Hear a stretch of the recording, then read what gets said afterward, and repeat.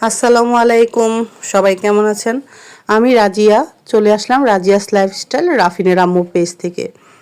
দিনটি ছিল শুক্রবার দিন আমাদের দাওয়াত ছিল। দাওয়াতটা ছিল আমার মেজো ফুপির বাসায়। মেজো ফুপির বাসা আপনাদের বলেছি এর আগের ভিডিওতে, আমাদের বাসা থেকে খুব কাছে। সেখানে চলে গিয়েছিলাম রাফিন, রিয়ানা, আমি আর শিখা মিলে দাওয়াত খেতে। রাফিন, রিয়ানা ওরা দুজন আমার ফুপির বাসায় ঢোকার আগেই পাশের বাসায় চলে গিয়েছে। ওরা দুজন দেখেন হাঁটি হাঁটি পাপা করে কি সুন্দর আনন্দ করছে। আমরা বাসায় পৌঁছার পরে দেখেন আমার মেজো ফুপি কত কিছু আয়োজন করে রেখেছে। খাওয়ার থেকে আগে দেখেই পেট ভরে গিয়েছে। অনেক কিছু আয়োজনে ছিল আপনার পোলাও, মুরগির মাংস, গরুর মাংস, কলিজা, বুটের ডাল, মাছ, সালাদ। তারপর হচ্ছে বিশেষ করে আমার ছোট বোনের হাতের পুডিংটা এত সুন্দর হয়েছিল, এত মিষ্টি হয়েছিল। প্রতিটা খাবারের ভিডিও আপনাদের সঙ্গে শেয়ার করলাম, আপনারা অবশ্যই জানাবেন কেমন হয়েছে। এক এক করে খাবারগুলো শিখা প্লেটে সাজিয়ে দিচ্ছে। দেখেন কি লোভনীয় লাগছে খাবারগুলো।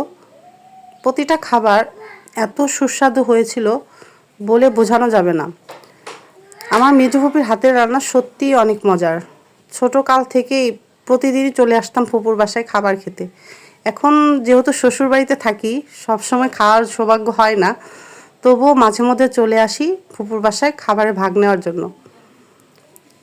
শিখা আমি খেতে বসে গেলাম, খাচ্ছি। খাবারগুলো খুবই সুস্বাদু, অনেক লোভনীয় ছিল খাবারগুলো। আমরা প্রতিটা খাবারই খুব এনজয় করে খেয়েছিলাম। আমাদের খাওয়া শেষ করে রাফিন, রিয়ানা ওদের দুজনকে খাওয়ানোর জন্য বসে গেলাম। ওরা দুজন খাওয়ার থেকে বেশি দুষ্টামি করে।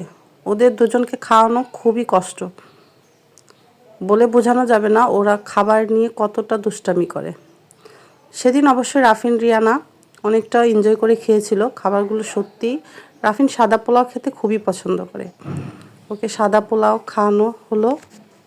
ওদের বর্তমানে এমন অবস্থা, ওরা খেতে গেলে ওদের মোবাইল ফোন লাগে, ওরা খাবে আর কার্টুন দেখবে। এটাই ওদের নেশা হয়ে গিয়েছে। কি করব বলে বোঝাতে পারি না। এই যে দেখেন রাফিন, রিয়ানার খাওয়ার শেষে দুষ্টামি শুরু হয়ে গেল। আমার রাফিন রিয়ানাকে সর্বক্ষণ একসঙ্গে মারামারি করছে, আবার আদরও করছে। তারপর ওর খালামণির হাতে সেই সুস্বাদু লোভনীয় পুডিং, তারা জন্মদিন পালন করে কেক কাটছে। তারা আসলে পুডিং আর কেকের পার্থক্য বোঝে না। আমার রাফিন আর কিছু না খেলেও পুডিংটা খুব তৃপ্তি করে খেয়েছে।